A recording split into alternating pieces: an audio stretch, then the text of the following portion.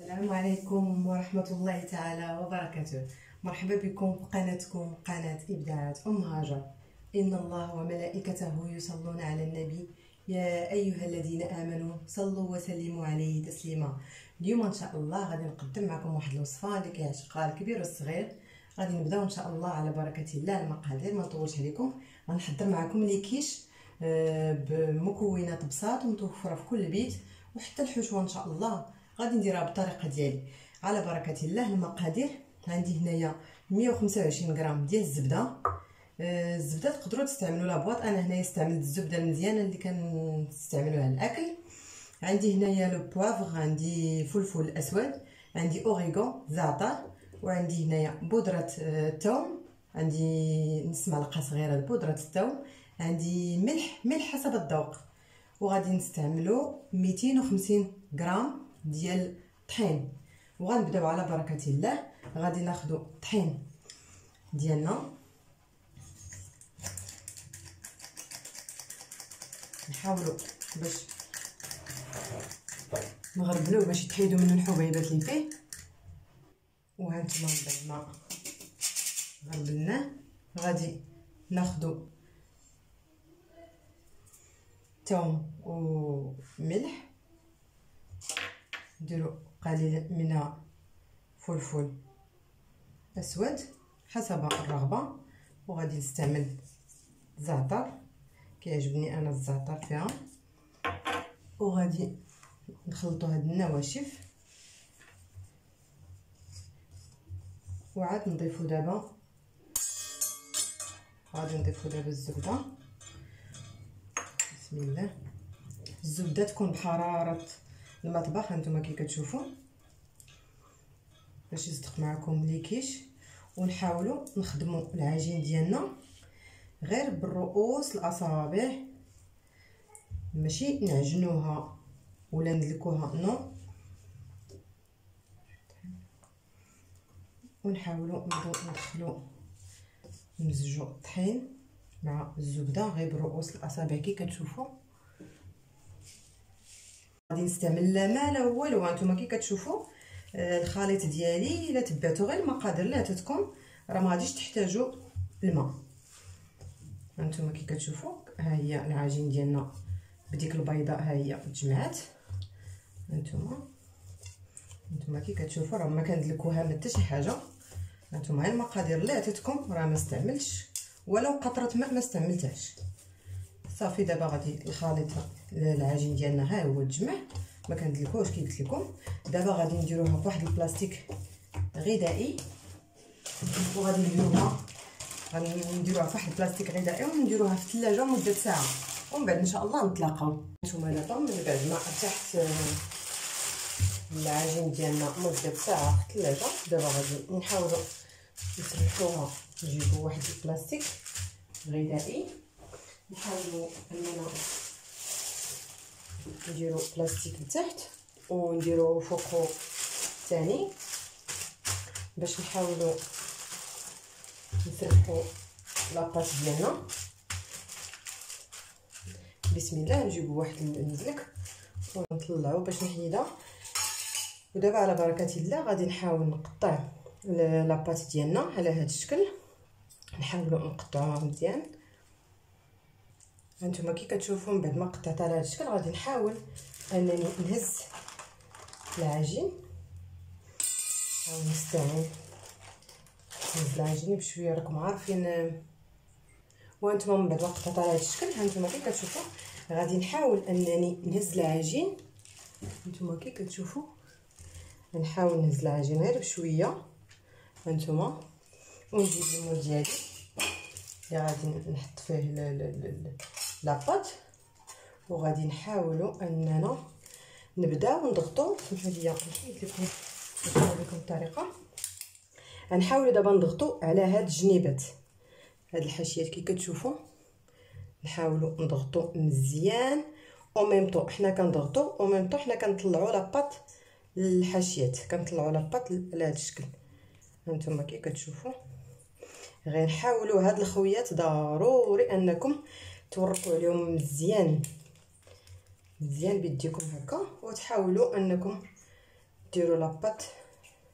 هانتوما كي كتشوفوا، هانتوما القوام ديالها غير حاولوا تضغطوا مزيان هنايا باش لا كان الهواء، باش ما يبقاش لينا لداخل الهواء يتحيد.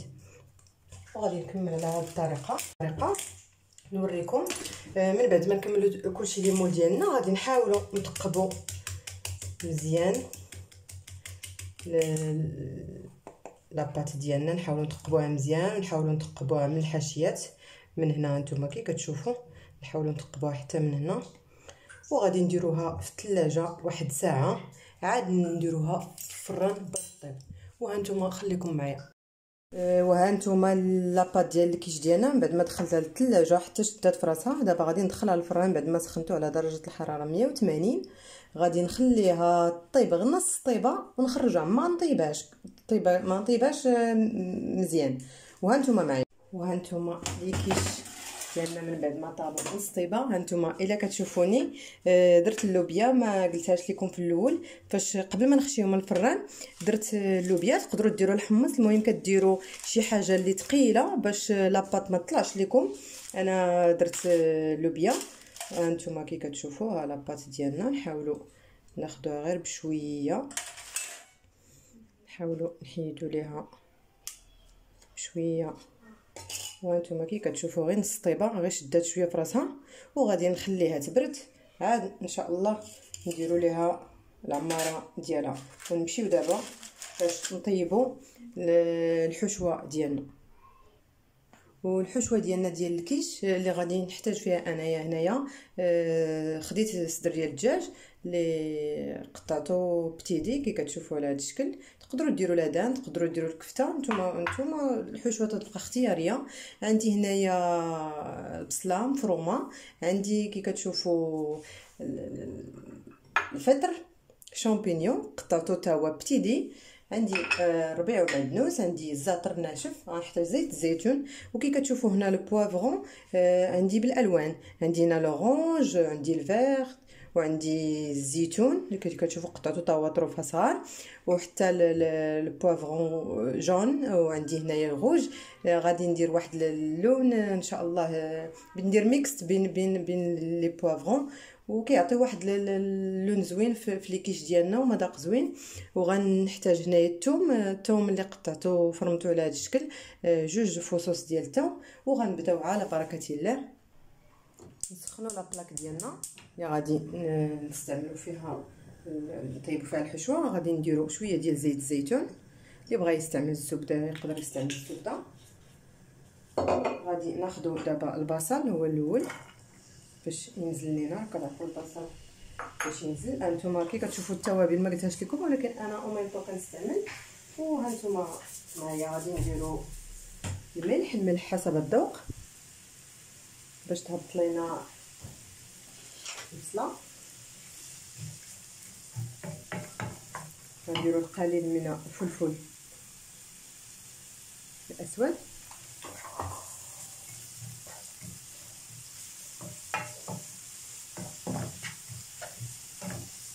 وغنخليو البصله طيب واحد شويه، غير تنزل واحد شويه ونضيفوا الفلفل.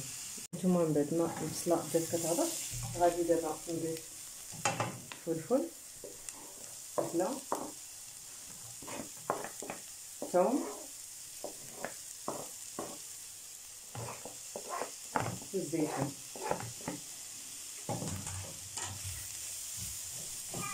وغادي نخليهم يطيبوا مزيان.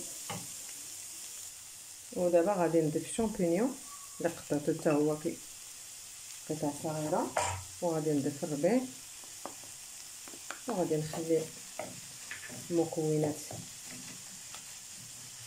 ندخل شويه في بعضها. ودابا غادي نضيف لادان الدجاج ديالنا. انا الدجاج نتوما تقدروا ديروا لادان، ولا انا الدجاج قطعته طريفات صغار. وغادي نضيف شويه ديال التوابل، شويه ديال خرقوم مدلي، نضيف شويه ديال بابريكا فلفل احمر، ونضيف شويه ديال الزنجبيل. وغادي نخليو المكونات طيب حتى تقرب طيب ان شاء الله. وغادي نضيف شويه ديال الزعتر.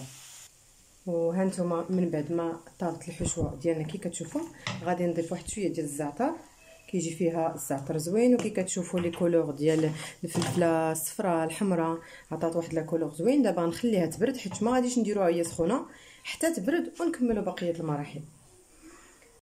وها نتوما كي كتشوفوا الحشوه ديالنا من بعد ما طابت وبردات تكون بارده البنات، حيت هاد الحشوه اللي غادي نستعملوا دابا خاصها تكون بارده. غادي ناخذ 3 ديال حبات بيض، غادي نضيفوا معاهم ياغورت اللي كيعادل 100 غرام، يكون ناتور ما يكونش سون سكر. غادي نطربوا هاد المكونات مزيان. بعد ما طربنا المكونات عندي هنايا فخوماج موتزاريلا وعندي فخوماج صفر، وتقدروا نتوما تستعملوا اي فخوماج متوفر عندكم، ماشي بالضروري يكون فخوماج سبيسيال اللي كاين عندكم. انا غير درتهم بجوج، درت ميلونج بيناتهم بجوج. ودابا غادي نجيبو من بعد ما مزجنا هاد المكونات، دابا غادي نجيبو الحشوه ديالنا اللي ديجا طيبتها وشفتوا معايا الطريقه. الحشوه البنات تكون بارده ما تكونش سخونه، ما تضيفوهاش وهي سخونه، عطيوها الوقت برد واحد ساعتين خليوها تبرد، يعني باش لي كيش ديالكم ما يتهرسوش لينا، حيت الا درنا الحشوه سخونه لي كيش غادي تهرسوا لينا. نحاولوا نمزجوا هاد المكونات مع بعضها كتشوفوا. ودابا غادي نجيبوا القوالب ديالنا ديال لي كيش باش نعمروه. دابا هما القوالب ديالنا ديال لي كيش وغنحاولوا نعمروهم بالحشوه على هذا الشكل. نتوما لي كيش ديالنا من بعد ما عمرتهم دابا غادي ندخلهم للفران. سخنتو من قبل من فاش بديت كنعمرهم على درجه الحراره 180 وغندخلهم ان شاء الله يطيبوا على خاطر. ملي يطيبوا ان شاء الله نوريكم الشكل النهائي ديالو وبصحتكم وراحتكم. وها لي كيش ديالنا من بعد ما طابوا الشكل ديالهم هانتوما كي كتشوفوا.